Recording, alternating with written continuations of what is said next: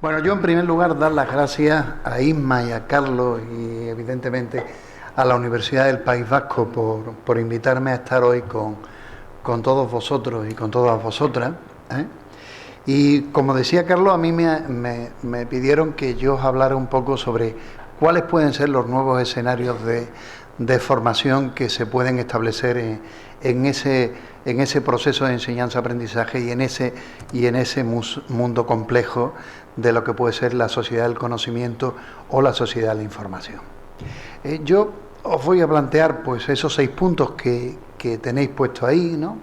Voy a comenzar con alguna serie de ideas introductorias que pueden enmarcar los aspectos en que yo voy a posteriormente hablar.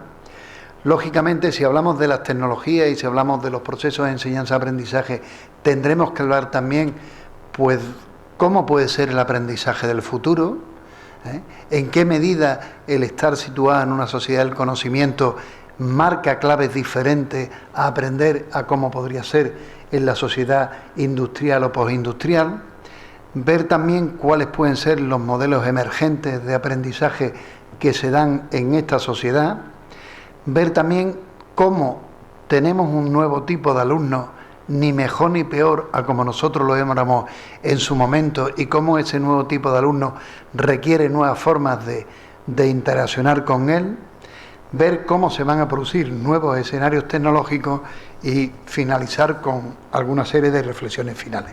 A mí me han pedido que yo les hable a ustedes sobre 45 minutos para que después de tiempo a que me hagan todas las preguntas que ustedes deseen.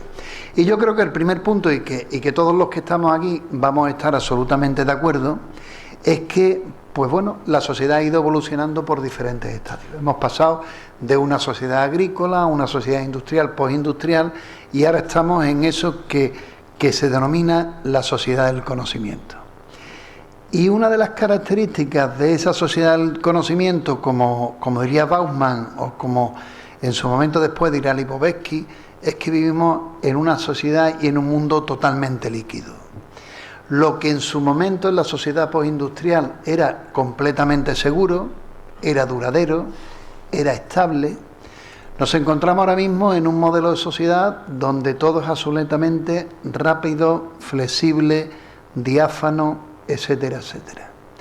Y por tanto, esa liquidez, esa rapidez, esa inmediatez, esa poca durabilidad, si ustedes quieren, de los conocimientos científicos, si ustedes quieren, de la información, pues todo eso evidentemente a nosotros y a nosotras como personas que nos dedicamos al proceso de la formación, pues va, digamos, a repercutir completamente. Y en las cosas que va a repercutir es que lo que antes era absolutamente claro, ahora va a variar en, por una parte, las teorías del aprendizaje que anteriormente nosotros y nosotras hemos establecido para formarnos y para justificar lo que hacíamos en esa sociedad postindustrial e industrial, pues han cambiado lo que sería las teorías del aprendizaje, ha cambiado lo rápido y lo dinámico con lo que se transforman los contenidos. Posiblemente uno de los grandes riesgos o uno de los grandes retos que tenemos los docentes que nos dedicamos a esto de la enseñanza es que antes todo era seguro, sabíamos hacia dónde teníamos que formar a nuestros estudiantes, y posiblemente ahora el gran problema es que el futuro no sabemos cuál va a ser, y posiblemente el futuro tenemos que empezar a imaginarlo, y además imaginarlo con verdadera dificultad. Hemos pasado de sociedades individuales a sociedades de redes. Hemos pasado a una sociedad que por la propia dinámica de la generación de la información, y no digo conocimiento, sino de la información, requiere automáticamente el trabajar en una sociedad a aprender. Posiblemente una de las grandes capacidades o competencias que tengan que adquirir los estudiantes en la universidad sea la capacidad de aprender, la capacidad de desaprender y la capacidad de reaprender conocimientos nuevos teniendo en cuenta la propia dinámica.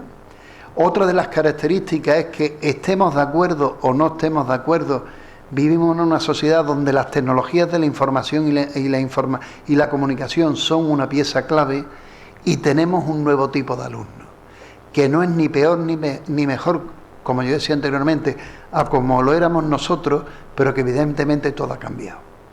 Y en ese cambio, pues antes todo estaba perfectamente claro.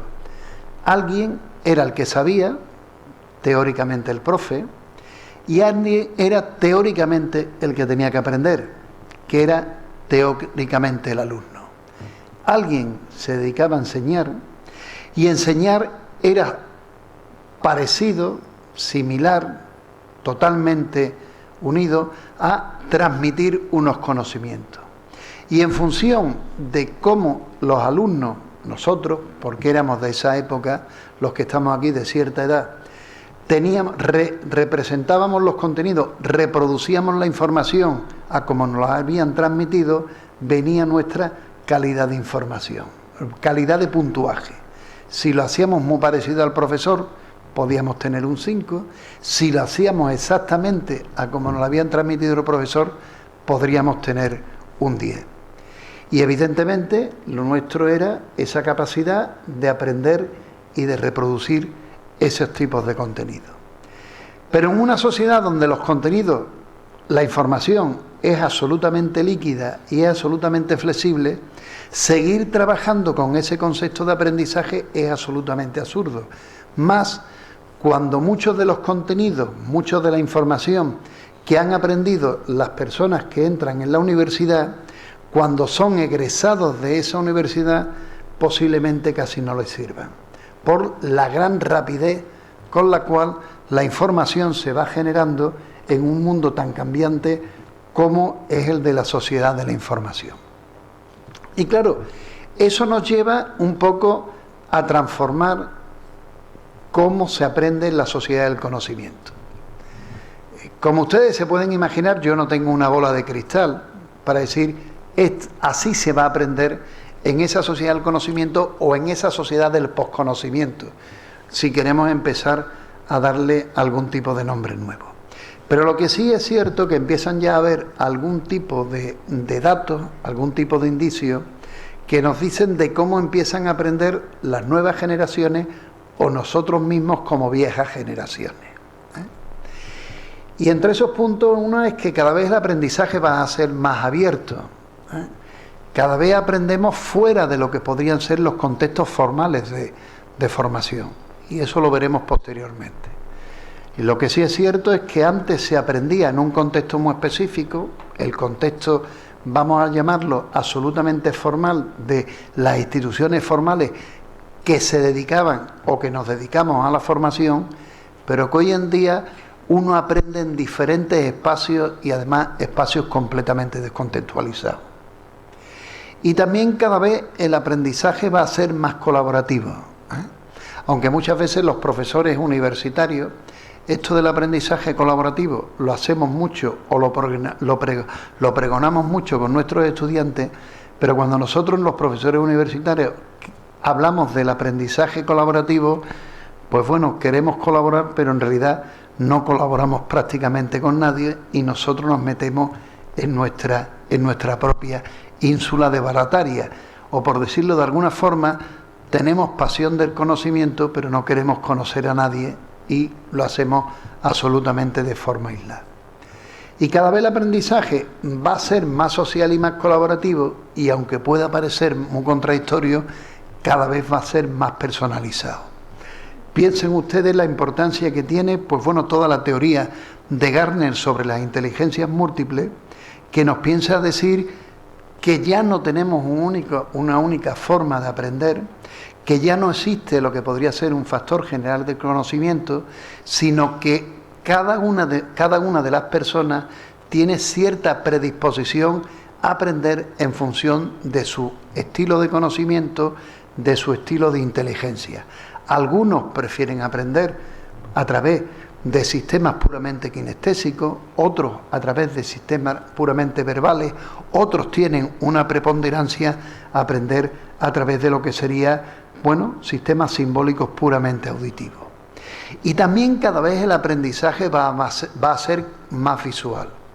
Por ejemplo, como, bueno, las nuevas generaciones no tienden a ir bastante a YouTube como un repositorio de clics de vídeo para captar la información de la misma, o cómo en un momento los buenos entornos de formación en e-learning son aquellos que incorporan bastantes píldoras, digamos, de documentos puramente audiovisuales.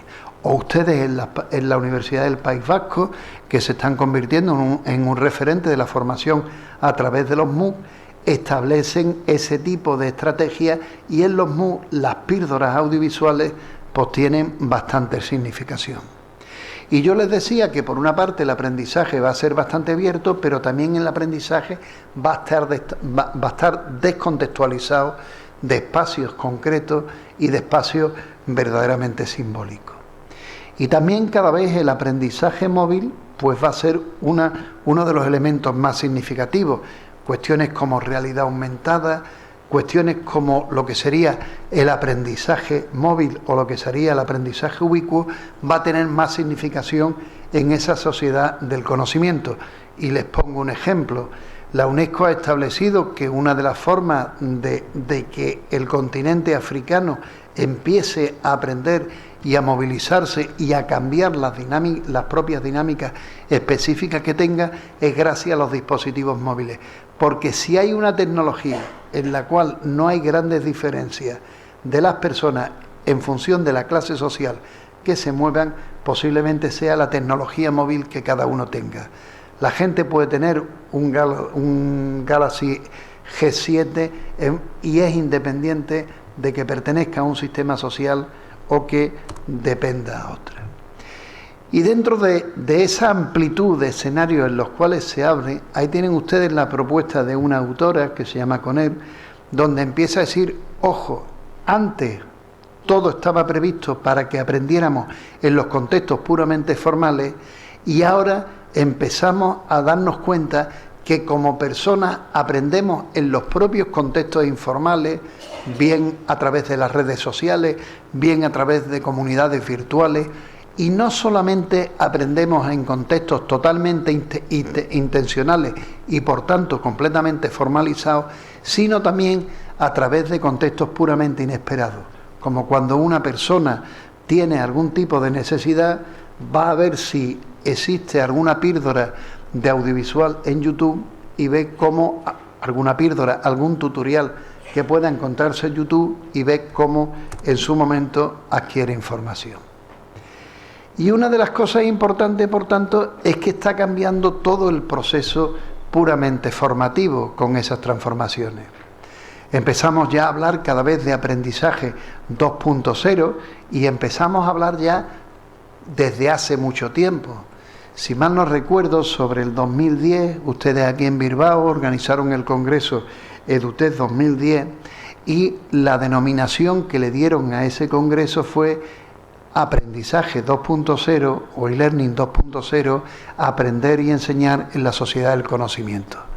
Ya es antiguo, pero sigue siendo una realidad que cada vez hablamos más de transformar eso. Y ojo, cuando ustedes hablaban allá en el 2010 sobre el aprendizaje e-learning 2.0, o yo hablo aquí ya pasados 6 años sobre el aprendizaje 2.0, no nos referíamos allá ni ahora en que simplemente es la mezcla de herramientas de la web 2.0 con herramientas tradicionales de teleformación como pueden ser los LMS, independientemente que sean digamos de software libre o de herramientas digamos totalmente concesionadas y de pago, sino nos referíamos más a la transformación del proceso de enseñanza-aprendizaje en función de cambiar lo que tradicionalmente hacíamos los docentes y que también se cambiara lo que tradicionalmente hacían los alumnos. Y se hablaba también de que el organizar el proceso de enseñanza-aprendizaje implicaba también para los docentes el que nos diéramos cuenta que teníamos a nuestra disposición una diversidad de herramientas de comunicación, tanto de carácter sincrónico como asincrónico, para crear nuevas escenografías, para crear nuevos contextos de comunicación con nuestros estudiantes. Y también se hablaba y también se pensaba en ese aprendizaje 2.0 que debíamos diseñar los contenidos y en este caso entiendo como contenido el proceso de instrucción de forma diferente a lo como tradicionalmente se había hecho. O dicho de otra forma, más que centrarnos en cómo transmitir información y contenido a los estudiantes, en cómo organizar los procesos de instrucción de estos estudiantes, más centrados en lo que serían la realización de tareas o lo que serían la realización de actividades por parte de los estudiantes. Si ustedes quieren crear una escenografía de comunicación con las tecnologías para que los estudiantes dejaran de ser pasivos en el proceso de enseñanza y aprendizaje y se convirtieran en activos en el proceso de construcción del propio conocimiento. Y en ese proceso de aprendizaje 2.0 también implicaba no solamente cambiar lo que tradicionalmente hemos cambiado desde la enseñanza, y hemos dicho, bueno, cambiamos los contenidos, cambiamos las estrategias y demás, pero al final seguíamos evaluando a nuestros estudiantes de la misma forma. Yo creo que eso no tiene sentido. Muchos de los informes que se hacen, que implican de que la incorporación de las tecnologías no tiene una repercusión en la transformación de la enseñanza, y algunos son verdaderamente serios, cierto, en el sentido de que lo verdaderamente importante no es la incorporar las tecnologías, sino incorporar sobre las tecnologías metodologías específicas que puedan cambiar los procesos de instrucción y que puedan cambiar los procesos de comunicación e interacción con nuestros estudiantes. Muchas de las investigaciones demuestran que no hay una relación directa entre incorporar tecnología y adquisición de rendimiento y mejora del aprendizaje por parte de los estudiantes. Valga, por ejemplo, todos los informes PISA. Pero lo que sí es cierto es que muchos de estos informes, en realidad, cuando se han evaluado a los estudiantes, se han evaluado con metodologías tradicionales, cuando en realidad hemos utilizado otro tipo de estrategias y de metodología. No vale, por ejemplo, movernos en un contexto de enseñanza-aprendizaje en los cuales, por ejemplo, intentamos potenciar la última categoría de la taxonomía de Bloom en la era digital, que ya no es evaluar, sino ya es crear, y por tanto poner a disposición de nuestros estudiantes todas las herramientas de la web 2.0 para que creen y transformen los contenidos, y después seguir evaluándolos con una estrategia puramente memorística y de recuerdo de la información. Y en ese proceso, pues es simplemente intentar pasar de percibir que el alumno no es un receptor pasivo de información, sino que el alumno es un desarrollador de información y que puede construir información a su nivel, y por tanto crear entornos desde puramente repetitivo a entornos participativos y interactivos, de intentar pensar que lo verdaderamente en una enseñanza de la sociedad del conocimiento, donde lo importante no es muchas veces que adquieran productos informativos, me refiero, porque esos productos informativos en una sociedad líquida van a desaparecer, sino posiblemente que nuestros alumnos y alumnas adquieran los verdaderos procesos que se siguen para construir esos conocimientos. Pues por tanto lo más importante sería no pasar o pasar de sistemas de enseñanza apoyados en tecnología o no, donde el alumno adquiere unos productos, a sistemas de enseñanza apoyados en tecnología o no, donde lo verdaderamente importante es el proceso y la adquisición de competencia por los estudiantes. Y pasar también al mismo tiempo en cambios de transformaciones de modelos de evaluación totalmente sumativos a eso que se empieza a denominar como modelos de evaluación totalmente auténticos. Y en esos modelos de evaluación totalmente auténticos es asumir la heteroevaluación del estudiante y también asumir lo que podrían ser la autoevaluación del estudiante en los procesos de enseñanza-aprendizaje.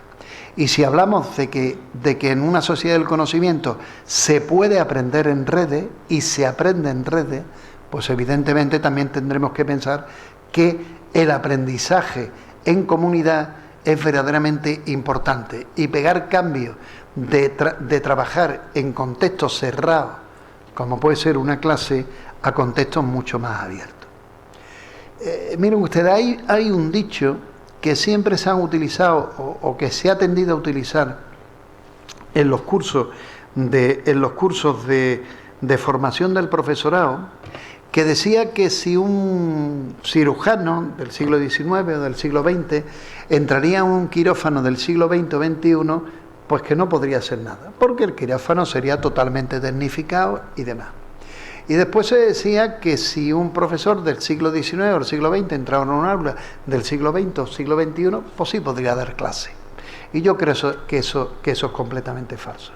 Un profesor del siglo XIX o siglo XX entra en un aula del siglo XX o XXI y, como decimos los andaluces, lo que le daría sería simplemente un soponcio. Las aulas no son las mismas, los alumnos no son los mismos y evidentemente las tecnologías que tenemos no son los mismos. Cada vez, afortunadamente, en nuestras aulas tenemos más tecnología invisible para hacer cosas. ¿Y qué entiendo yo por tecnología invisible? Y les voy a poner un ejemplo. Yo creo que los que estamos aquí, tanto como alumnos como profesores, cuando entramos en un aula no miramos si es una pizarra. Entendemos que esa tecnología de la pizarra está ya dentro del aula. Pues cada vez tenemos más tecnologías que ya están presentes en los aulas. Casi todas las universidades, yo diría que todas las universidades públicas españolas tienen una buena conectividad, puede fallar algunas veces, pero tienen una buena conectividad. En casi todas las aulas hay ordenadores, o como diría Jorge, computadoras, para poder hacer cosas, y cada vez hay, pues videoproyectores para que podamos, digamos, interaccionar de forma diferente. Y cada vez los escenarios van a ser más tecnificados. Nos gusten o no nos disgusten, estemos de acuerdo o no estemos de acuerdo con las tecnologías de la información, las tecnologías de la información han llegado y han llegado para quedarse. Y lo digo, nos guste o nos disguste, estemos de acuerdo o no estemos de acuerdo. Y posiblemente, de forma muy rápida, las tecnologías que lleguen van a variar de forma automática sin darnos cuenta. Hay una serie de informes, que son los informes Horizon, que lo que plantean es lo que una serie supuestamente de expertos dicen, que en qué horizonte de 1 año, 3 años o 5 años esas tecnologías van a llegar a la escuela. Los primeros informes Horizon se hicieron sobre la escuela norteamericana, después pasaron a Europa, después pasaron a Latinoamérica, Australia y demás. Yo tuve la suerte de participar en los 2 horizontes que se hicieron sobre escuelas latinoamericanas en el 2010 y en el 2012. Y fíjense ustedes lo que en el 2012 pues se decía de tecnologías que entrarían en las universidades latinoamericanas, y por tanto vamos a movernos desde Chile, vamos a movernos hasta Bolivia, Perú, Ecuador y demás, en toda esta realidad absolutamente diversa y dispersa. Pues se decía que en 1 año o menos entrarían los contenidos abiertos. Hablar en esta universidad de contenidos abiertos, teniendo a Carlos, a mí me parecería mejor callarme. Hablar de aplicaciones móviles teniendo a Carlos aquí también me supondría un gran esfuerzo. Hablar de computaciones en nube, entornos colaborativos. A 2 o 3 años se hablaba de las tabletas, el aprendizaje basado en juegos, o la gamificación, o los juegos serios, que son 2 cosas completamente diferentes, los PLE, los entornos personales de aprendizaje, geolocalización, analíticas de aprendizaje, realidad aumentada, web semántica en MOOC. Fíjense ustedes que es una propuesta del 2012 y ustedes tienen ya en su universidad muchas de las cosas que estamos hablando aquí. Ustedes hablan de MOOC, han hecho bastantes MOOC, han hecho cursos. Es más, hace un par de años, si mal no recuerdo, ustedes me invitaron a mí en un curso para que yo hablara de MOOC. Mi compañero, menos mal que no se ha dormido el doctor Barroso, el año pasado estuvo hablando aquí sobre la realidad aumentada. Llevamos un proyecto conjunto entre su universidad y la mía sobre la realización de objetos de aprendizaje de realidad aumentada. Ustedes han hecho un objeto de realidad aumentada sobre la web 2.0 que se va ahora a experimentar aquí en la Universidad de Sevilla, en la Universidad de Córdoba y en la Universidad de Alicante. Por tanto, lo que quiero decirles es que esto, que puede parecer muy raro y en algunas tecnologías como algo muy alejados, pues evidentemente, bueno, y en la Universidad de la Universidad de Santiago, que está allí vea. Es decir, esto que puede ser, bueno, pues como muy raro, son ya completamente realidades. Y hay un instituto que es el Instituto Tecnológico de Monterrey, que sitúa las tecnologías que también pues ellos van a ir incorporando, y fíjense ustedes un informe del 2015 y cómo ellos ya empiezan a decir que en un periodo de 2 años y medio, pues ellos ya, los laboratorios remotos, aprendizaje ubicuo, realidad aumentada, aprendizaje adaptativo, Internet de las cosas, etcétera, etcétera. ¿O qué les quiero yo a decir? Que nos guste o no nos guste, los profesores y las profesoras que trabajamos en la universidad, los alumnos y las alumnas que estudian en la universidad, los alumnos y las alumnas que después tendrán que, digamos, ponerse en nuestra posición como docentes, tenemos que aprender que cada vez vamos a trabajar más en un ecosistema de formación virtual.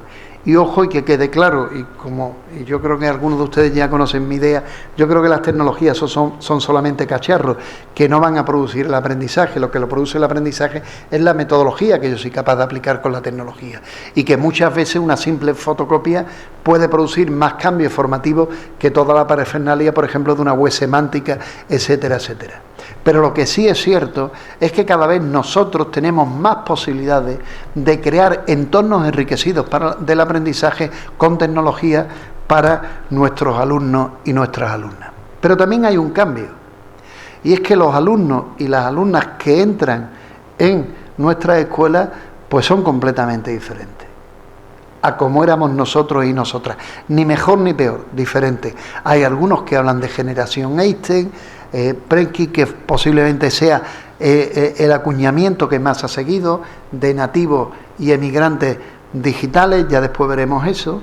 Hay alguien que habla de la generación MOOC o la generación puramente Bill Gates. Sí es cierto que los alumnos y las alumnas tienen otras características diferentes a como teníamos nosotros.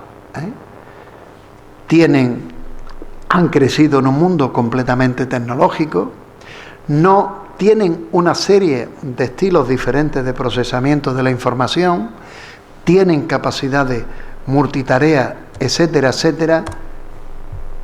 Pero ojo, no nos creamos los que somos profesores y profesoras, que tenemos que formarlos, que ellos son altamente competentes en las tecnologías, que ellos son completamente oriundos en las tecnologías y nosotros somos completamente extranjeros en las tecnologías. El propio Perkin, que fue uno de los grandes defensores y acuñó el término, empieza a decir que yo no quería decir eso, sino quería llamar la atención de que los alumnos han nacido en otro contexto. Cobos, que es un investigador colombiano, pues que también fue un gran defensor, en su último libro dice, bueno, yo mismo me he equivocado en pensar eso. Es cierto que los alumnos viven en las tecnologías, pero es cierto que también los alumnos no saben utilizar las tecnologías en los procesos de enseñanza-aprendizaje. De ahí que empieza a haber diferentes investigaciones, ustedes tienen ahí algunas que les estoy poniendo, algunas como por ejemplo esta de aquí, que es uno de los estudios más serios que se han hecho de carácter longitudinal. Después les voy a decir dónde pueden ustedes bajarse esos documentos. Hechos en Estados Unidos y de carácter longitudinal, donde pone manifiesto que los alumnos no son tan competentes con las tecnologías. Este es a nivel universitario y este que tienen aquí ustedes no. Estas son investigaciones que nosotros hemos hecho. Esto es una investigación que hicimos sobre el uso que en las 10 universidades públicas andaluzas se hacía del e-learning y los profesores que eran considerados de buenas prácticas. Uno de los errores que nos decían eran el haberse creído que los alumnos eran altamente competentes en el manejo de las tecnologías. Una cosa, y por eso se empieza a acuñar otro término, que es el de visitantes y residentes. Una cosa es que yo visite de forma ocasional las tecnologías y otra cosa es que yo resida en las tecnologías. Una cosa es que yo sea muy competente en mandar mensajes en WhatsApp, etcétera, etcétera, y otra cosa es que yo tenga la capacidad de autorregulación del aprendizaje o la capacidad de técnicas de trabajo intelectual para saber cómo esas tecnologías la puedo incorporar a procesos de enseñanza-aprendizaje, que es de lo cual nosotros estamos hablando. Y en todo ese mundo cambiante, que evidentemente pues han cambiado las tecnologías, han cambiado las teorías y han cambiado todo, pues evidentemente las tecnologías nos permiten crear nuevas formas de organizar ese proceso de enseñanza-aprendizaje con nuestros estudiantes. Yo les he puesto ahí algunas, no me voy a referir a todas por cuestión de tiempo, pero posiblemente sean nuevas formas que nos permiten organizar esas escenografías virtuales con nuestros estudiantes gracias a las tecnologías. Desde cómo crear entornos personales de aprendizaje, desde todo ese movimiento que consiste en darle vuelta a la clase y cómo las tecnologías nos pueden permitir ese tipo de cosas, de toda la teoría o todas las posibilidades de utilizar las experiencias de los videojuegos para enseñar y crear nuevos procesos, de todas esas herramientas de los MOOC que nos pueden dar algunas nuevas perspectivas, de todo el ámbito de la realidad aumentada o de toda la cuestión de las analíticas de aprendizaje.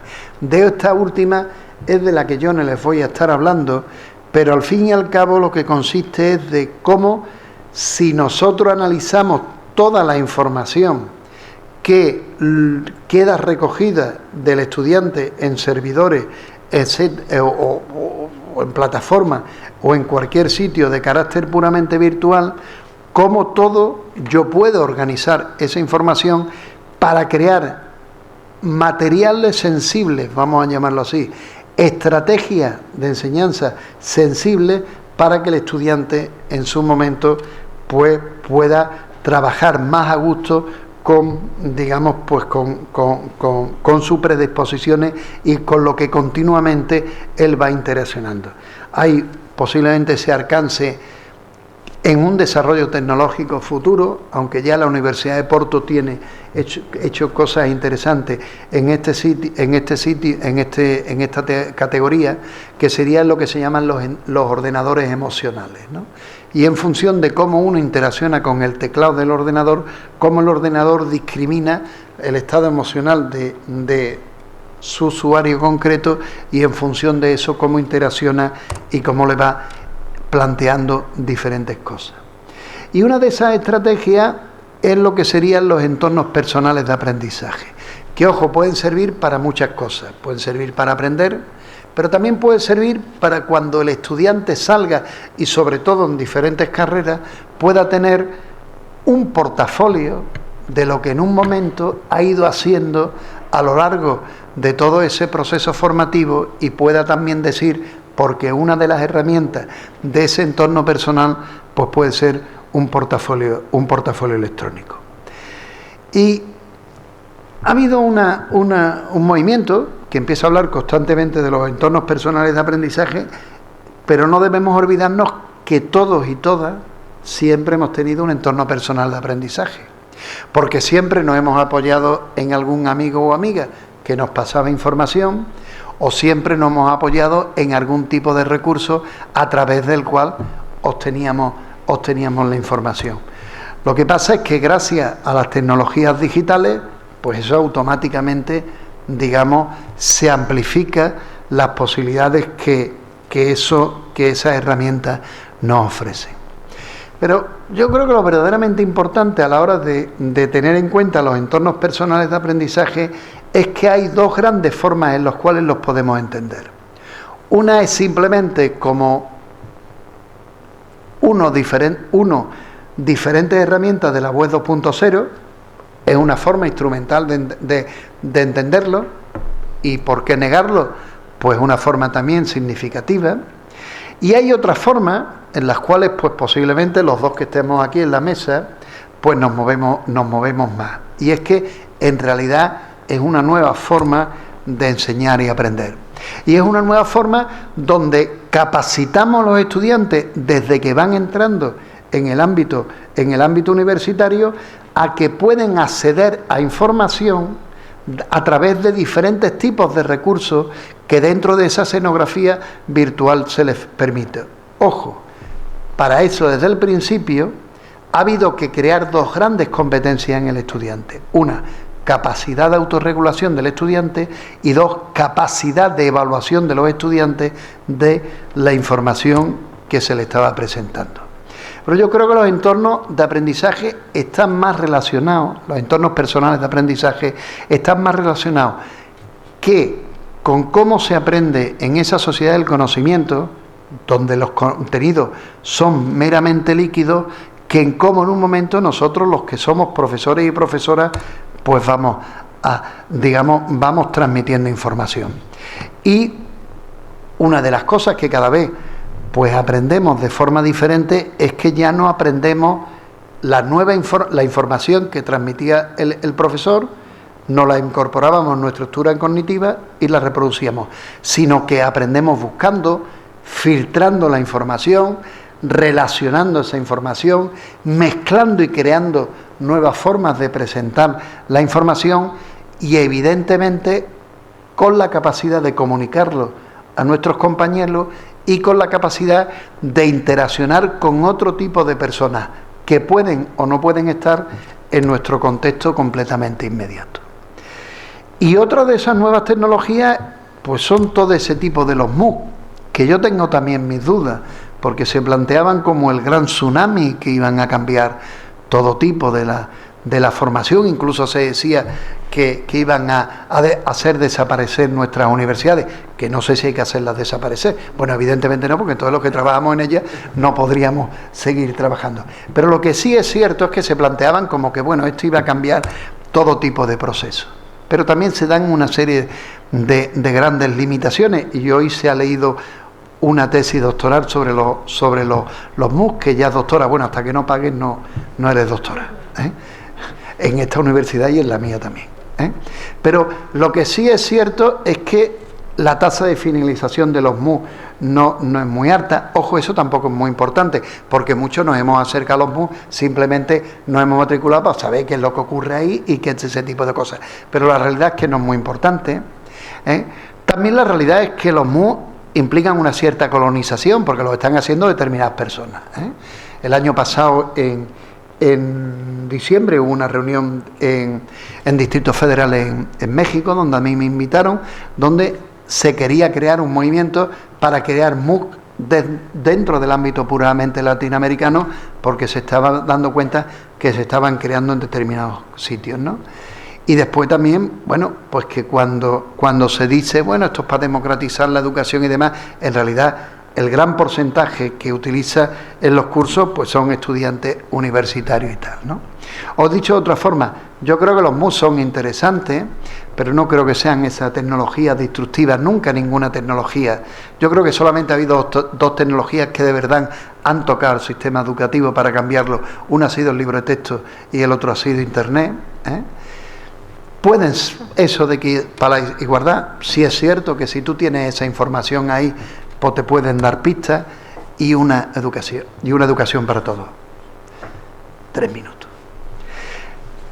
Dicho eso, lo que sí es cierto es que no son la receta mágica, no son para todo el mundo, no van a resolver con ninguna tecnología los problemas de la panacea, pero lo que sí es cierto es que nos pueden crear nuevas escenografías que pueden ser interesantes.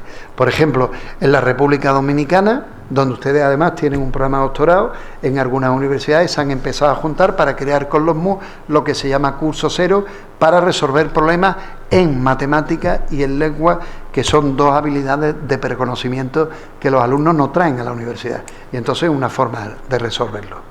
Creo que otra de las cuestiones es la gamificación. La gamificación es utilizar eso de los puntos si ustedes quieren el estímulo-respuesta, si ustedes quieren todo lo que en su momento aprendimos de la enseñanza programada, aprendimos de la aplicación de la teoría conductista y todo el videojuego, con la que es una tecnología familiar para las nuevas generaciones, aprenderlo para utilizarlo en la enseñanza.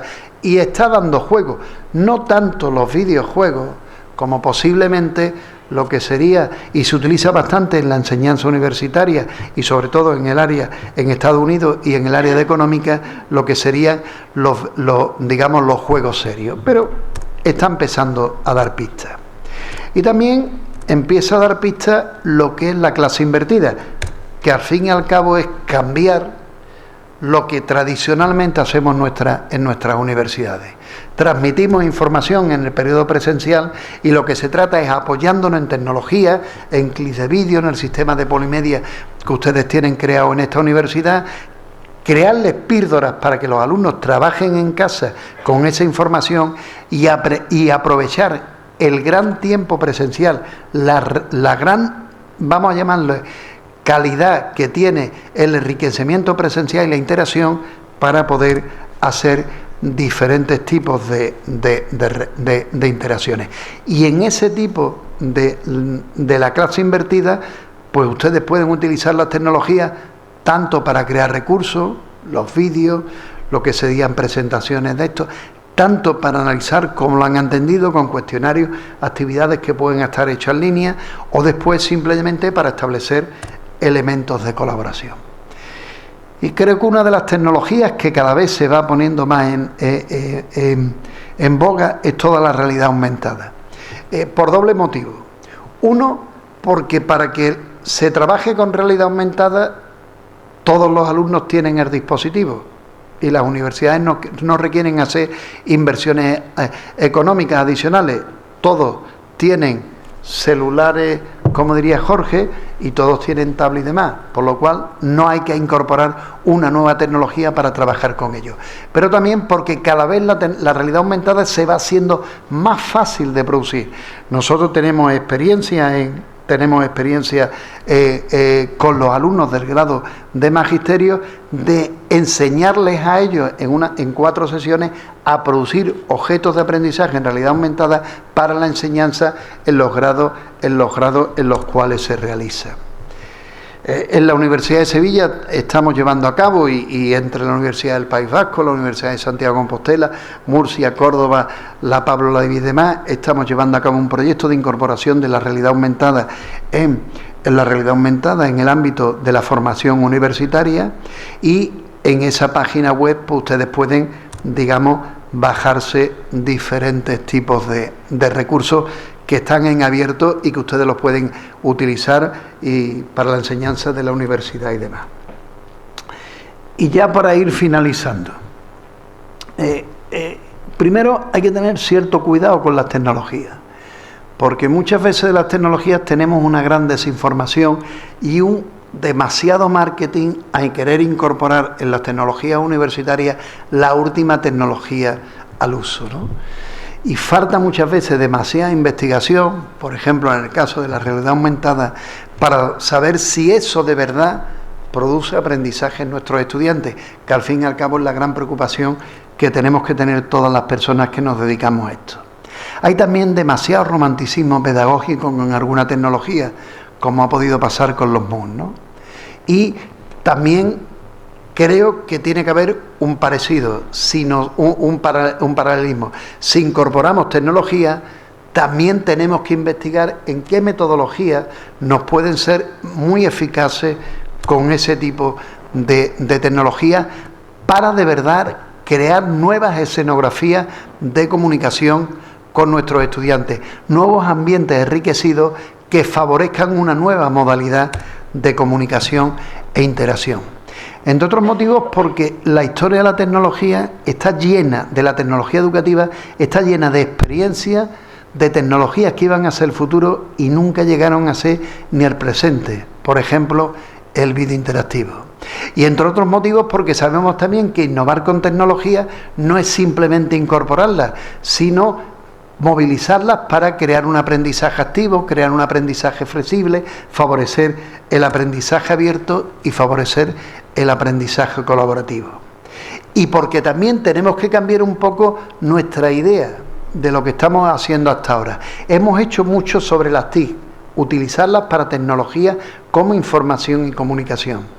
Pero yo creo que tenemos que empezar a pegar grandes cambios. Y es llevarnos hacia las TAC, tecnologías de aprendizaje y conocimiento, y todavía pegar un gran salto hacia lo que sería su configuración como las TEC, tecnologías de empoderamiento y de participación con nuestros estudiantes. Pero eso implica desarrollar competencias digitales en los docentes y, ojo, también en los estudiantes. Y eso implica también pues que los profesores y las profesoras no estemos en una fuerte paranoia como estamos. Tenemos alumnos del siglo XXI, nosotros somos del siglo XX y muchas veces las estructuras organizativas de la universidad son del siglo XIX. Si queremos cambiar cosas, todo tienen que ser los cambios, evidentemente, desde una perspectiva sistémica. Y las grandes frustraciones de incorporación de las tecnologías es cuando solamente se toca una variable, y es la variable de la tecnología. Las tecnologías son significativas si cambiamos la formación del profesorado y por tanto nosotros y nosotras cambiamos el chip, si los alumnos cambian el chip, porque para los alumnos lo más fácil es la metodología puramente reproductiva. A los alumnos les gusta mucho que hablemos de trabajo colaborativo, pero cuando de verdad le ponemos a hacer cosas les duele, porque eso implica más trabajo y evidentemente si cambian muchas más cosas. Muchas gracias por su atención y a Isma y a Carlos por traerme aquí y a estar con ustedes. Muchas gracias.